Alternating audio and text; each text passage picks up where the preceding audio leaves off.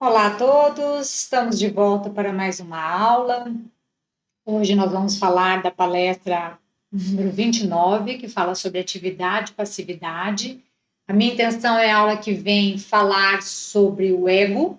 Nós vamos estar tratando do ego maduro e do ego distorcido. Então, para nos prepararmos para essa aula, eu tomei a decisão de passar essa palestra sobre atividade e atividade e passividade. Então, vamos lá? Deixa eu ver aqui. Então, as forças da atividade e passividade. E dentro dessa palestra também tem Encontrando a Vontade de Deus. Nós vamos aproveitar e também falar um pouco sobre espiritualidade. Então, existe no universo forças ou princípios básicos, ativos e passivos. Existem duas forças principais, ativa e passiva. A maneira como o homem usa, explora e dirige esses princípios determina sua vida, sua harmonia e sua felicidade. Aí, aqui, quando ele fala a maneira como o homem usa, está dizendo homem e mulher, tá? Então, a forma com que nós, seres humanos, utilizamos essas forças que estão ativas e passivas no universo, se nós utilizarmos no lugar certo, no momento certo, isso vai determinar uma boa vida, uma boa harmonia, uma boa felicidade. Para o homem, surge a questão de saber em que casos ele deve assumir uma atitude ativa ou passiva. E vocês não podem ser passivos quando querem cumprir a vontade de Deus. E ele faz essa afirmação justamente porque nessa palestra ele vai falar da vontade de Deus. E há uma crença de que a vontade de Deus é algo que a gente tem que largar e falar, seja feita a vontade de Deus e eu tenho que ficar passivo. Ele traz nessa palestra justamente que para fazer a vontade de Deus nós temos que usar a força ativa e não passiva. Embora a força ativa também seja usada, a força passiva também seja usada nesse processo, mas principalmente é a força ativa que precisa ser utilizada. Na verdade, para cumprir a vontade de Deus é necessário uma grande porção de atividade e força de vontade. Agora nós vamos falar essas forças ativas e passivas quando são usadas em canais errados. O que acontece, tá? Então, quando as forças ativas são usadas nos canais destinados às correntes passivas, ocorre um congestionamento e o resultado é uma frustração para o ser humano. Então, onde a gente usa, daqui a pouco nós vamos falar qual é o ideal usar cada hora, mas quando a gente usa a força ativa, aonde deveria ser a passiva, há um congestionamento. Por outro lado, quando as forças passivas substituem as ativas, entrando nos canais onde o princípio ativo deve operar e fluir livremente, não há um congestionamento, mas o que há? É sim uma paralisação, uma estagnação. Então, nas duas formas, se eu usar a força ativa, onde tem que ser passiva, vai ter um congestionamento, e se eu usar a força passiva, onde tem que ser ativa, vai haver uma estagnação. Vocês devem ser ativos e usar sua força de vontade, o que não significa obstinação, são duas coisas diferentes, porque a gente sempre distorce uma verdade. Uma força ativa é quando eu preciso pôr a minha vontade em movimento, mas se eu passo dos limites, eu estou numa obstinação, o que é negativo.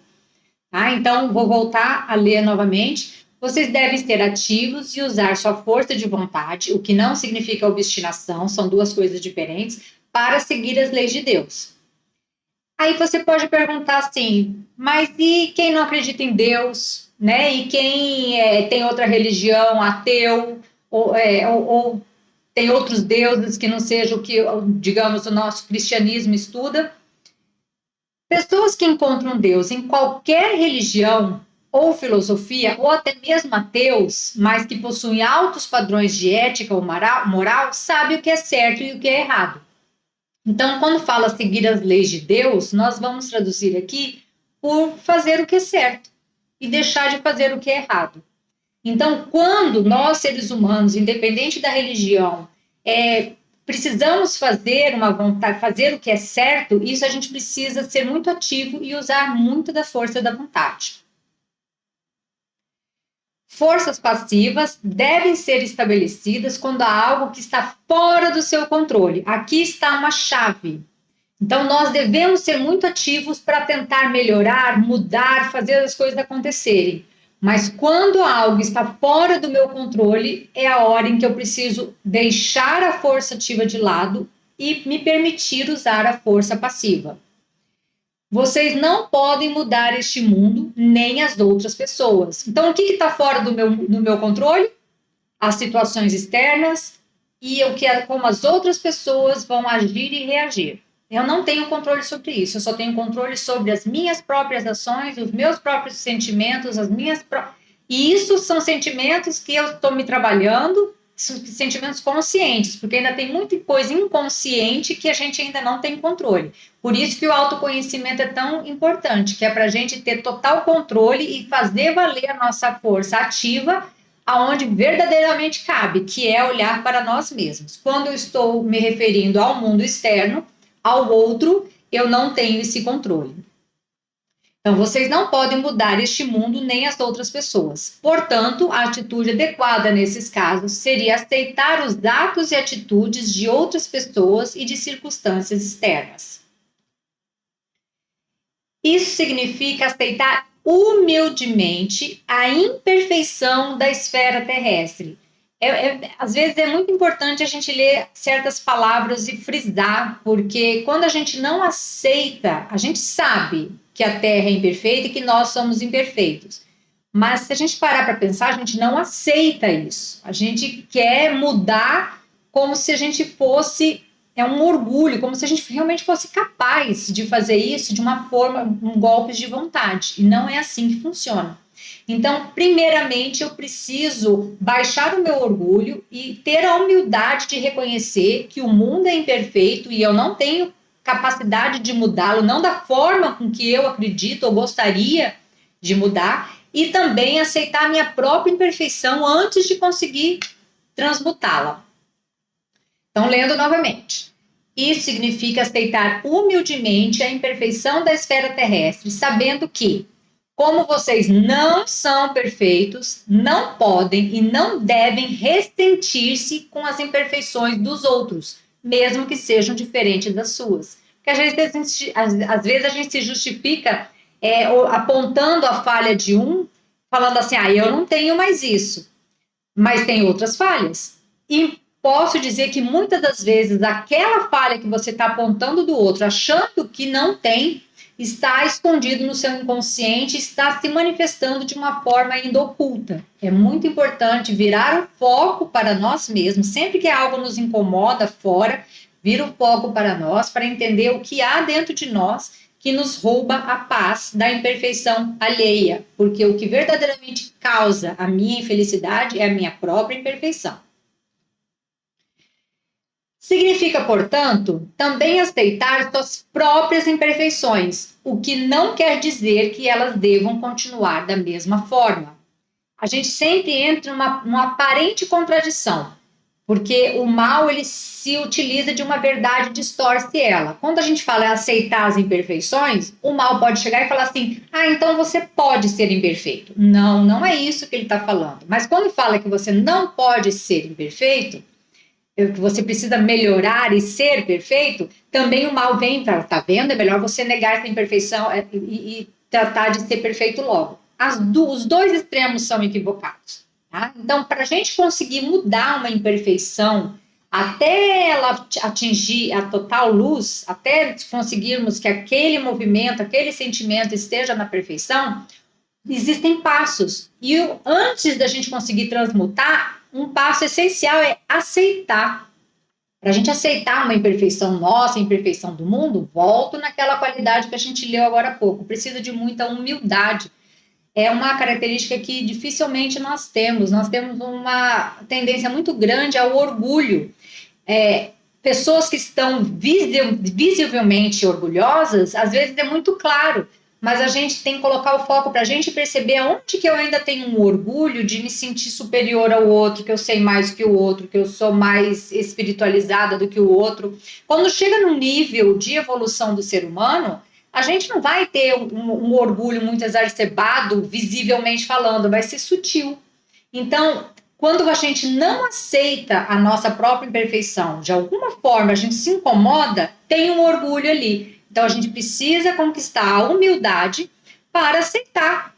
Só depois de aceitar totalmente a nossa imperfeição e a imperfeição dos outros é que a gente vai ter condições de conseguir trabalhar para essa imperfeição e ir se transmutando. Então, significa apenas que vocês precisam aceitá-las por enquanto, as imperfeições. Aceitar que elas, de fato, existem. Não é saber, é aceitar. Envolve não o pensamento, envolve o sentimento, as emoções. O homem tem a tendência a revoltar-se quando as coisas não ocorrem de acordo com a sua vontade. Ou o ego imaturo aqui, ó. Tem que ser na minha vontade. Sempre que existe uma emoção, se vocês investigarem as raízes daquela emoção, descobre que por trás dela há um desejo. E desejo é atividade. Então, há uma emoção, por trás da emoção há um desejo, e desejo, quando eu desejo alguma coisa, eu quero, já é uma força ativa.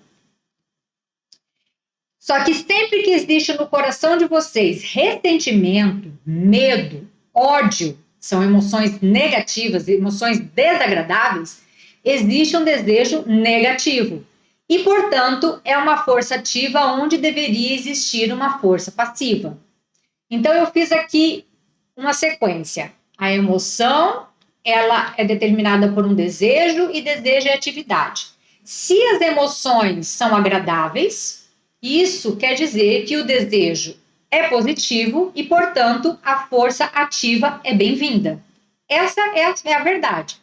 Agora, a partir do momento em que as nossas emoções, se a gente olhar para as nossas emoções e perceber que há emoções desagradáveis, por trás dessas emoções desagradáveis há um desejo negativo e, portanto, aí a força ativa não deveria estar sendo utilizada. É o momento em que eu preciso usar a força passiva de parar o meu desejo, olhar para ele e tentar entender aonde é que ele está equivocado.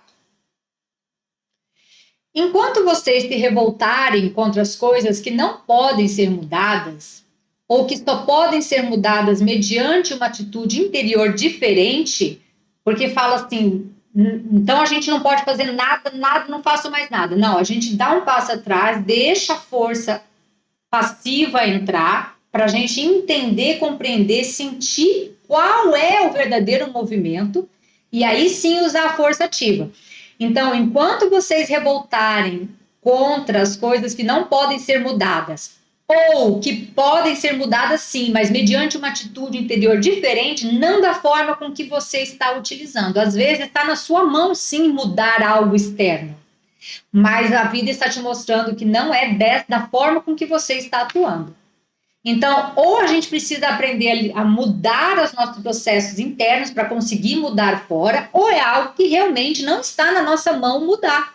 Então, nessas duas situações, é importante a gente estar usando a força passiva, a força da entrega. Eu pretendo também trazer uma palestra sobre a entrega depois da palestra dos egos, tá? Que eu acho que uma vai complementar a outra. Então, vou ler novamente, tá? Enquanto vocês se revoltarem contra as coisas que não podem ser mudadas, ou que só podem ser mudadas mediante uma atitude interior diferente, existe um esforço exercido contra um muro de pedra. Um esforço exercido inutilmente, e há consequências. Se for retirada a pressão desses desejos errados, vocês ficarão com muito mais força para dirigir para os desejos bons e adequados, mas onde vocês estão muito fracos. Hoje, se a gente fica colocando muita força onde não é para ser a corrente ativa, a gente vai se desgastando, vai se enfraquecendo, e aí vai faltar força aonde a gente precisa realmente colocar o nosso foco. E por que falta força onde a gente precisa colocar o nosso foco? Não porque vocês tenham sido aquinhoados com menos força que outras pessoas, e sim porque vocês não estão administrando bem os seus recursos. A gente tem uma força, uma bateria, uma energia X. Se eu quero gastar toda essa energia em algo que eu estou desperdiçando, vai faltar para algo que realmente seja necessário. Então, eu vou precisando, no decorrer da nossa encarnação, a gente vai precisando administrar aonde é que eu devo colocar a minha energia ativa, aquela carga que eu recebi para não desperdiçá-la. Eu vou usar aonde eu preciso colocar as forças ativas, aonde são necessárias as forças passivas, eu não vou desperdiçar essa energia. E aonde são as forças passivas? Relembrando, tudo aquilo que está fora do meu controle. O mundo externo e os outros. Eu só posso colocar as forças ativas aonde diz respeito a mim mesmo e a forma com que eu vou agir e caminhar no mundo. Continuando. Vocês permitiram que a má administração e a desordem se instalassem dentro de si, administrando mal esses recursos, essa força. Vocês dispõem exatamente da quantidade certa de força para viver a vida da melhor maneira possível. Cabe a você usar corretamente essa força e não desperdiçá-la, como a gente já havia falado. Não necessariamente as pessoas que parecem superficialmente fracas e desprovidas de vontade são as que usam menos a sua força ativa. Às vezes a gente tem a tendência de achar uma pessoa sem energia, então ela não usa a força ativa dela. Não é assim que funciona. Muitas vezes elas não demonstram a força de vontade por causa de outras tendências psicológicas conflitantes, mas ali dentro dela, ela está usando muita força ativa. Aqui ela continua, mas por dentro está tudo em brasas por causa dessa vontade frustrada. Essas pessoas podem não ter consciência disso, porém os sintomas se mostram fatalmente na saúde, na força e na paz do espírito. Então, muitas das vezes, quando a gente está exteriormente, eu não pareço ser uma pessoa que estou colocando minha vontade em lugar errado, por exemplo, parece que eu não estou exercendo essa minha força ativa, mas eu estou com problema de saúde, eu estou sem energia, eu estou sem paz de espírito, pode saber que dentro da gente a gente está usando toda essa força que a gente tem, toda essa energia, contra o tal do muro de pedra que ele falou antes, contra uma situação em que a gente não tem o poder de mudar, ou pelo menos não daquela forma. E agora chegamos na questão de saber qual é a vontade de Deus. Qual é a vontade de Deus? É muito subjetivo tudo isso, né? Então agora é questão de saber qual é a vontade de Deus para vocês. Cumprir a vontade de Deus significa superar suas próprias resistências interiores. Antes de tudo, o foco é sempre para a gente. A vontade de Deus é que eu seja uma pessoa melhor. Eu só vou contribuir ao mundo a partir do momento que eu for curando as minhas feridas internas, feridas dessas que estão responsáveis pelo mal que eu produzo. Então, a hora que eu enxergo o que está por trás das minhas mágoas, das minhas dores, que é minha imperfeição, eu vou olhando cada vez mais minha força ativa e vou transmutar, aceitar que aquilo existe, e aí eu vou transmutando, e aí sim eu vou conseguir fazer a vontade de Deus para o exterior. Mas o foco principal aqui no nosso autoconhecimento é não se preocupe com essa omissão com os outros, porque isso vai acontecer de forma natural. Se preocupe em saber qual é a vontade de Deus para que você cure suas próprias imperfeições. E para isso é realmente necessária atividade. Porém, vocês confundem atividade com obstinação. A obstinação é a vontade do pequeno ego cego, a vontade do eu inferior, que nós vamos trazer depois, que esse ego aqui negativo, ele é totalmente manipulado pelo eu inferior. Ele tem uma vontade própria e essa vontade, que são os desejos, muito superficiais e não muito agradáveis. A gente dedica muito tempo e muita energia para tentar saciar esse ego, sendo que a proposta é a gente começar a dar força para o ego positivo, que nós vamos trazer na aula que vem. É aí sim que esse ego positivo está a serviço do eu superior. Então, para descobrir a vontade de Deus, é preciso usar a força de vontade ativa e pura. Primeiramente, desejar de fato descobrir qual é a vontade de Deus, sem confundir fantasia com realidade, sem auto-engano. Gente, é uma das leis espirituais nós sermos honestos na nossa busca do nosso autoconhecimento. Realmente desejar descobrir qual é a vontade de Deus. Não raro, a gente pega um desejo do nosso ego imaturo e consegue bolar e justificar que essa é a vontade de Deus. Já estou saindo da realidade, criando uma fantasia, e depois eu não entendo porque as coisas não dão certo. Então, para desejar realmente saber qual é a vontade de Deus, eu preciso estar aberta para que talvez eu descubra que a vontade de Deus seja algo que o meu pequeno ego não esteja a fim de fazer, que vá frustrar as expectativas do pequeno ego. Então, é preciso estar muito pronto, muito forte para conseguir se conectar com o que verdadeiramente é a vontade de Deus. Em seguida, deixar de lado a obstinação, né? O que seria obstinação? Eu entendi qual é a vontade de Deus, mas há um processo, há um caminho, há um tempo. Se eu simplesmente vou e atropelo tudo e a todos para conseguir fazer aquilo acontecer, já não estou usando a minha força ativa de uma forma legal, de uma forma que deveria ser usada. Eu já estou usando a obstinação. Aí eu vou para o outro extremo, aonde causa congestionamento. Lembra quando a gente usa força ativa, onde tinha que ser a aceitação? Não está pronto ainda, não é agora, é um passo por vez. Então, sem obstinação, tá? Descubro a vontade de Deus e aí com sinceridade, e aí em seguida deixar de lado a obstinação e preparar-se para exercer ainda mais ativamente a força de vontade, uma vez descoberta qual é a vontade de Deus para ter condições de ir até o fim. Porque a gente precisa da força de vontade, não pode desperdiçar com bobeira, porque a gente precisa dessa força de vontade para fazer para fazer a vontade de Deus. Se a gente ficar desperdiçando com coisas que o pequeno ego vai tentar tirar você do seu foco por conta do eu inferior que fica ali trabalhando, a gente nem percebe. A gente acha que o desejo é nosso mesmo. E não, é da nossa imaturidade sendo estimulado pelo eu inferior justamente para atrapalhar a nossa evolução. Então, a gente tenta tirar esse atrapalho para não gastar nossa energia, porque essa energia vai ser muito necessária para nosso crescimento espiritual. Então, a resposta, a chave do que é a vontade de Deus está dentro de vocês. Ela está em suas imperfeições, como eu já havia adiantado. Então, essa é a vontade principal. Vamos olhar para as nossas imperfeições. Essa é a chave. Ela está, a resposta, né? Ela está onde vocês se desviaram ou quebraram uma lei espiritual. Lembrando, não precisa ser religioso, não precisa acreditar em Deus, basta ser uma pessoa que tenha um alto nível espiritual, ela sabe o que é certo e errado. Então, basta ela procurar onde é que ela não está sendo ética, onde é que ela não está sendo moral nessa situação. Então, ela está onde vocês se desviaram ou quebraram uma lei espiritual, nem que seja apenas nas correntes inconscientes do desejo. Porque chega um momento na nossa evolução espiritual que a gente já não comete crimes externos, explícitos. Às vezes a gente tem vontade, mas não faz. Quer falar, mas não fala. Mas o pensamento, o sentimento também tem força. Então chega um momento em que eu já eu não preciso mais controlar o meu impulso em fazer, em destruir.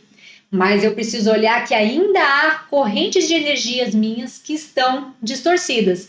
E aí, eu preciso do quê? Me maltratar por causa disso? Essa energia da consciência falsa?